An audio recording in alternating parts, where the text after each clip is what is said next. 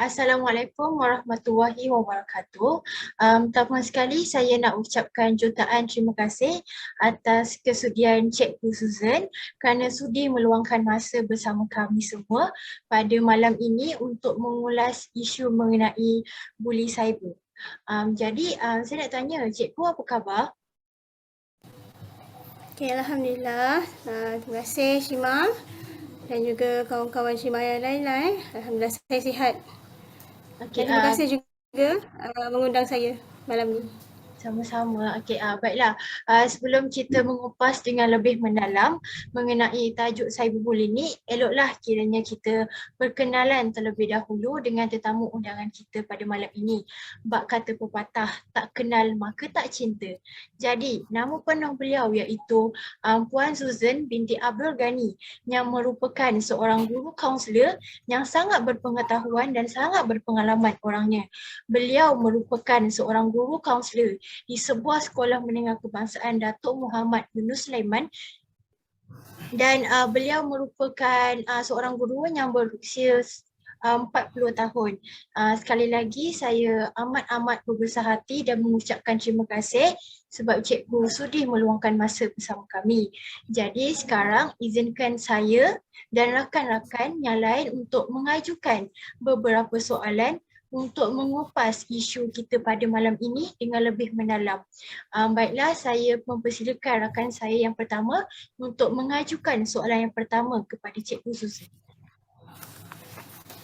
Okay, baiklah. Terima kasih Shima. Assalamualaikum warahmatullahi wabarakatuh. Baiklah, saya ingin bertanyakan kepada cikgu. Pada pendapat cikgu, apakah yang dimaksudkan dengan bully cyber? Dan satu lagi, pernahkah cikgu mengalami atau menjadi mangsa bully cyber ni?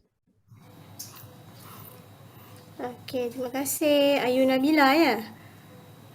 Okey, terima kasih atas soalan tersebut. Sekali lagi lah saya mengucapkan terima kasih juga kepada Ayu, Shima dan juga Nurin Adriana. Okey. Dan sebenarnya pada malam ni saya juga berbesar hati sebenarnya untuk berkongsi dengan kamu semua sebab saya rasa tajuk ni satu tajuk yang sangat menarik dan sebenarnya inilah realiti yang berlaku dalam kehidupan kita sekarang. Okey. Dan berbalik kepada soalan tadi, okey. Kalau kita lihat dari dulu lagi sebenarnya bully ni dah lama dah berlaku. Dari zaman saya, zaman awak semua bersekolah, sekarang dah di IPT kan. Dari zaman saya dulu maksudnya dari tahun 90-an macam itulah sekarang ni dah ke tahun 2022.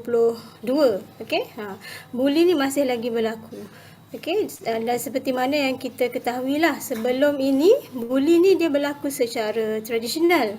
Okey, di mana kalau melibatkan pembuli dan mangsa buli itu mestilah bersemuka kan. Kita berdepan dengan pembuli, pembuli berdepan dengan mangsa, itu secara tradisional.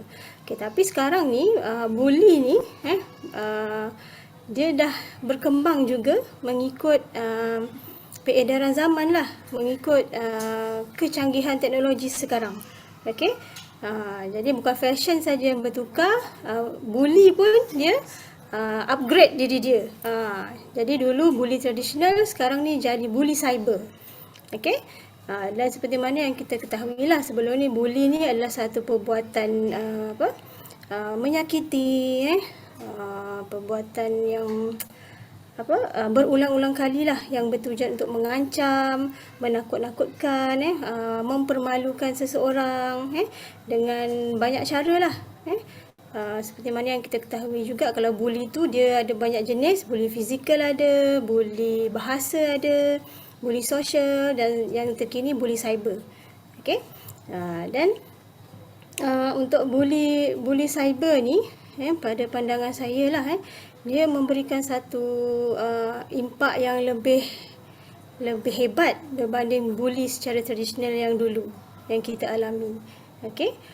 Dan kalau ditanyalah berkenaan dengan pengalaman saya berdepan dengan kes-kes pelajar ataupun pengalaman saya sendiri, sebenarnya saya pun pernah juga menjadi mangsa buli cyber, sebab murid-murid ataupun pelajar-pelajar kita sekarang ni sangat advance sebenarnya. Dengan cikgu pun dia nak bully. Okey. Apa yang boleh saya kongsikan di sini pada ketika itulah saya boleh dikatakan memang menjadi mangsa buli lah, di mana medium perantara yang digunakan untuk membuli saya itu adalah melalui status WhatsApp. Okey.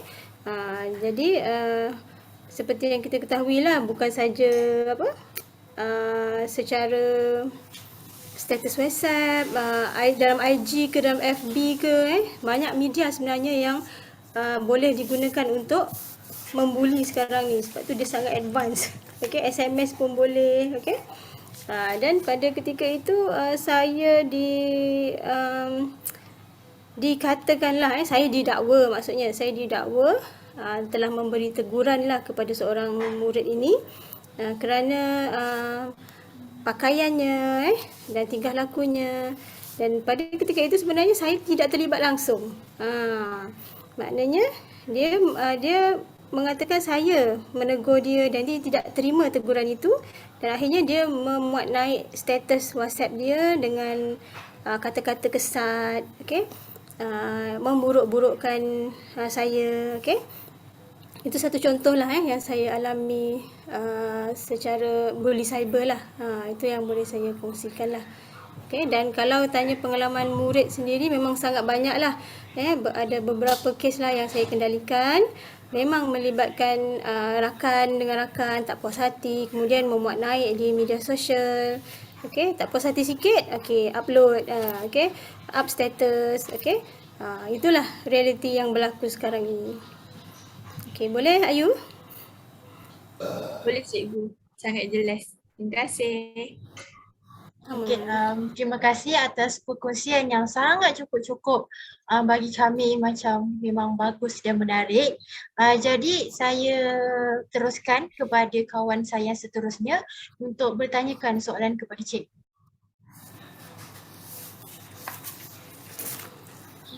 Baik, terima kasih. Okay, jadi saya teruskan lagi dengan seterusnya golongan. Jadi berdasarkan rata-rata kajian ataupun artikel yang dibaca, berita, kebanyakan dia menyatakan bahawa remaja ni menjadi golongan utama mangsa buli. Walaupun even berdasarkan soal selidik saya sendiri melalui Google Form yang saya buat, ramai yang menyokong bahawa remaja menjadi salah satu menjadi mangsa utama buli cyber. Tapi kita tahu banyak lagi golongan macam warga emas, dewasa ataupun kanak-kanak. Tapi mengapa remaja juga yang menjadi mangsa utama? Jadi saya nak ambil kesempatan untuk bertanyakan pendapat cikgu, mengapa kebanyakan mangsa buli cyber datang dari golongan remaja? Okay, terima kasih.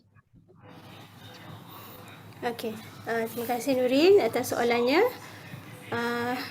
Okey, kalau kita lihat kenapa golongan remaja hari ini dia menjadi golongan utama yang terlibat dengan buli cyber, tak kiralah sebagai mangsa buli ataupun pembuli cyber. Okey.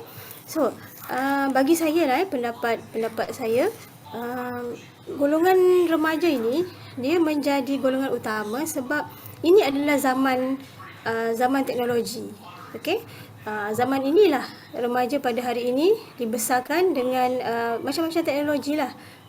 Dan dia juga seperti saya katakan tadi, seiring dengan perkembangan zaman. Okey. Mungkin pada ketika zaman saya dulu, zaman saya remaja, berlaku juga bully, tapi bukanlah bully cyber, tapi bully tradisional. Dan oleh kerana sekarang ini adalah zaman ICT, okey. Memang zaman perkembangan ICT yang sangat pesat lah, dan remaja hari inilah dia membesar dengan teknologi. Okey, dan sebab itulah mereka ni menjadi golongan utama yang terlibat sebagai mangsa buli dan juga pembuli. Okey. Tapi pendapat saya juga pada ketika inilah, walaupun golongan remaja itu dikatakan sebagai golongan utama, tapi bagi golongan dewasa dan juga boleh dikatakan warga emas juga, ada juga yang terlibat. Sebab sekarang ni kalau kita lihatlah banyak makcik-makcik kita, pakcik-pakcik kita yang dah mula berjinak-jinak dengan teknologi, yang dah ada FB, yang dah ada IG, dah ada channel YouTube-nya sendiri pun ada. Okey, jadi kadang-kadang dalam setiap komen yang kalau kita perhatikanlah, berlaku juga sebenarnya buli cyber ini dalam kalangan bukan remaja.